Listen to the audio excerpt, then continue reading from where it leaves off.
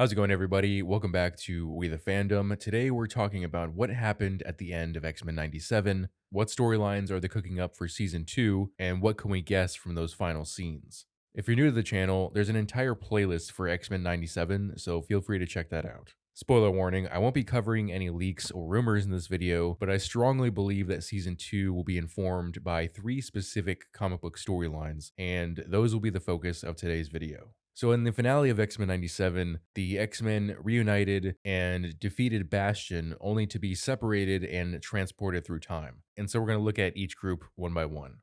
So first up, we have Rogue, Nightcrawler, Xavier, Magneto, and Beast, who are transported to Egypt in the year 3000 BC, where they meet a young Ensaba Nur being accosted by a group of warriors, as well as witness a large, futuristic-looking city.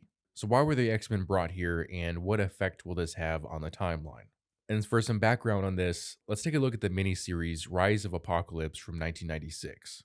But first, some quick background. In the 30th century of Earth 6311, there lived a man named Nathaniel Richards, a descendant of Nathaniel Richards, father of Reed Richards, leader of the Fantastic Four. Young Nathaniel was bored as human society had long given up any type of conflict by the 30th century, and after finding his ancestors' time machine, he rebuilt it to look like a sphinx and traveled to the past of Earth 616, arriving in Egypt in the year 2960. His ship crashed and he was found by a group of nomads called Sandstormers who nursed him back to health, but he would leave his ship behind and wander into the desert, eventually using his superior technology to take over Egypt and become the new pharaoh Rama-Tut.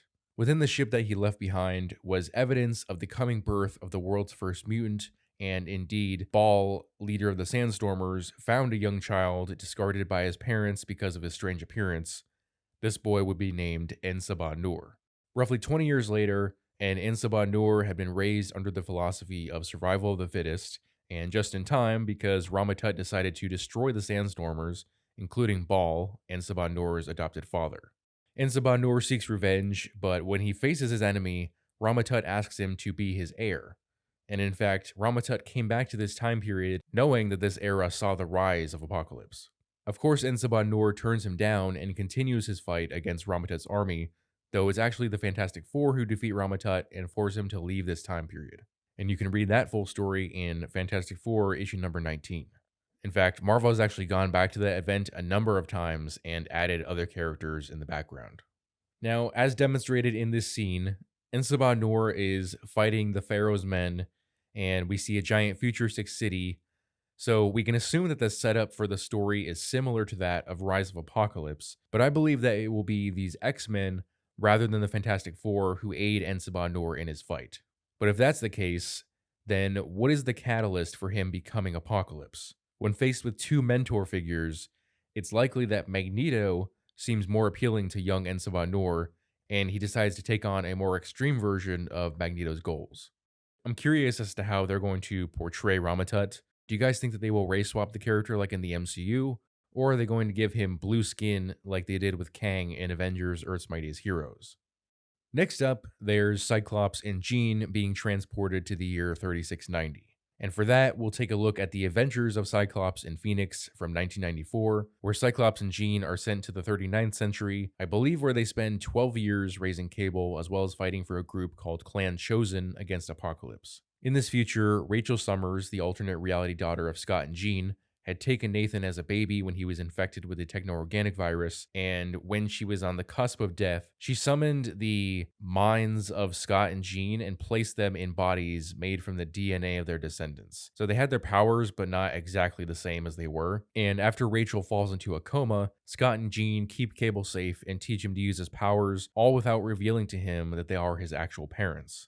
Eventually, the two are sent back in time, but only after they help defeat Apocalypse and prevent Cable's clone Strife from becoming Apocalypse's new host. Now, in the finale of Season 1, when Scott and Jean arrived in the future, Cable is already an adolescent.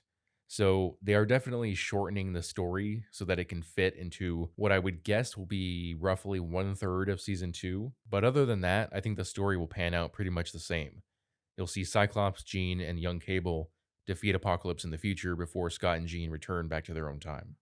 And lastly, we have Apocalypse arriving in Genosha to witness the devastation left behind by the Wild Sentinel attack. And for this, I believe we might be able to find some inspiration from X-Men issues 179 through 186 in 2006. During this storyline, Apocalypse is resurrected from the dead using the techno-organic virus, and he awakens to a world where roughly 90% of the world's mutants lost their powers after M-Day, leaving just 198 powered mutants. M-Day, for those who don't know, was the event where the Scarlet Witch went crazy and created an alternate universe before declaring no more mutants, which didn't wipe out the mutants, just took away most of their powers.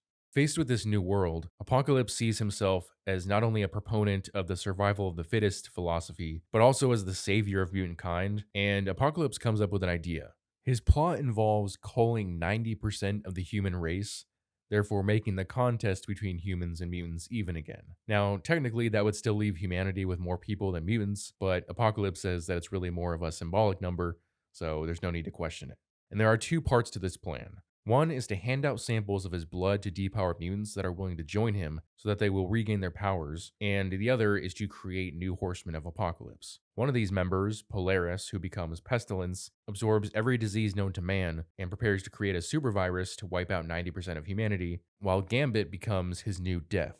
Now, while it may have seemed like very subtle foreshadowing to some, I can almost guarantee that Apocalypse is going to resurrect Gambit and turn him into his horseman Death. In the comics, Gambit wasn't dead when he underwent that transformation, but that's just a detail. I mean, characters come back all the time in X-Men and really Marvel in general. And I also have a theory as to how Apocalypse is here. Now, Apocalypse technically wasn't dead in the animated series at this point, but I'd like to believe that just like in the comics, that Cable had something to do with the return of Apocalypse. Possibly he saw Apocalypse as a necessary evil, someone who would help stop humanity's genocide against mutant kind. But because he knows that Apocalypse lasts into the future, I think he assumes that he can't truly defeat him, so he might as well use him to further his own ends and help mutant kind. Now, season 2, if you haven't already figured out, is going to be a story about Cable and Apocalypse, probably demonstrating the parallels between the two characters and ending with Cable and the X-Men defeating Apocalypse again in the finale of season 2 after all the time travel shenanigans are over and the team has reunited once again. Maybe they'll even bring Cable's clone Strife into the mix. You never know. But this is what I think we'll see in season 2. I know there wasn't as much theorizing as there was giving background using the source material, but I think that just like season 1, that the majority of the story arcs that take place in season 2 will reflect the source material, specifically the rise of Apocalypse, the adventures of Cyclops and Phoenix, and that story arc from X-Men.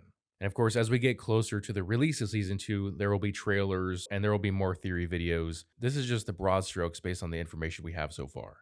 Let me know what you guys think in the comments, and tell me which X-Men characters or even other Marvel characters you would like to see make an appearance in season 2. Don't forget to like, subscribe, and share this video if you enjoyed it, and hit the notification bell so you don't miss more content like this. Thanks for watching.